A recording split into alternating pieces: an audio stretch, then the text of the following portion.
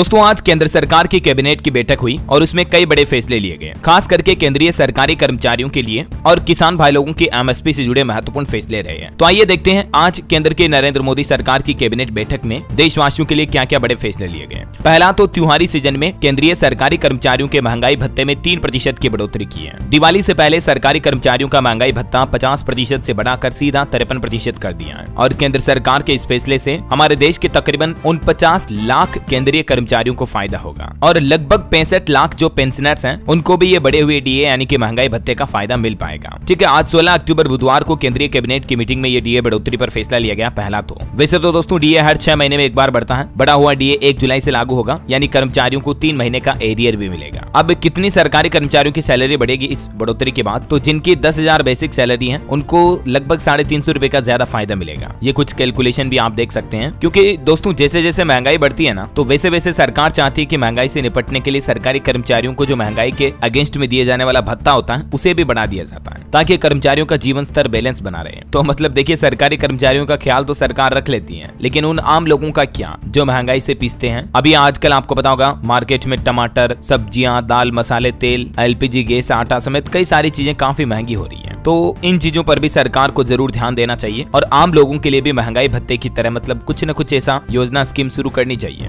Right, जिससे कि जैसे सरकारी कर्मचारियों को बढ़ते इन्फ्लेशन का फायदा मिल जाता है ना, वैसे ही देश के आम नागरिकों को भी इसका बेनिफिट के कुछ न कुछ तरीके से मिलना चाहिए। आपका क्या ख्याल है? मेरी तो जो ओपिनियन राय थी मैंने आपको बता दी। इस मुद्दे पर आपके विचार भी मुझे नीचे कमेंट करके बताइएगा जरूर दोस्तों। और चलिए दोस्तों, दूसरा बड़ा फैसला देखिए किसान भाई लोगों से जुड़ा। गेहूं पर एमएसपी 150 रुपए बढ़ चुकी है। अब गेहूं का दाम 2425 रुपए प्रति क्विंटल दिया जाएगा सरकार की तरफ से। इसके अलावा भी सरसों और तिलहन में भी 300 रुपए तक का इजाफा यानी कि बढ़ोतरी की गई है। और भी दूसरी फसलें जैसे कि चना, मसूर, जौ और कुसुम वगैरह में भी एमएसपी में सरकार ने बढ़ोतरी की है। आज केंद्र सरकार की तरफ से रबी की 6 फसलों का एमएसपी यानी कि न्यूनतम समर्थन मूल्य बढ़ाया गया, जिसमें सबसे ज्यादा इजाफा यानी सबसे ज्यादा बढ़ोतरी ही सरसों और तिलहन में 300 रुपए तक की गई। बाकी गेहूं में 150 रुपए की बढ़ोतरी हुई। ये इस टेबल में आप देख सकते हैं। सबसे कम इजाफा जौ में किया गया और बाकी गेहूं, जौ, चना, मसूर, सरसों, तिलहन और कुसुम, इन 6 फसलों की एमएसपी में बढ़ोतरी की है सरकार ने 150 रुपए से लेकर 350 रुपए तक की, है ना। एमएसपी क्या होती है? जैसा कि आप फुल फॉर्म से ही समझ पा रहे होंगे, मिनिमम सपोर्ट प्राइस, यानी वो न्यूनतम समर्थन मूल्य जो गारंटीड होता है किसानों को उनकी फसल पर मिलता है, यानी इस मूल्य से नीचे किसानों के फसलों को कोई नहीं खरीद सकता है। समझ रहे हो?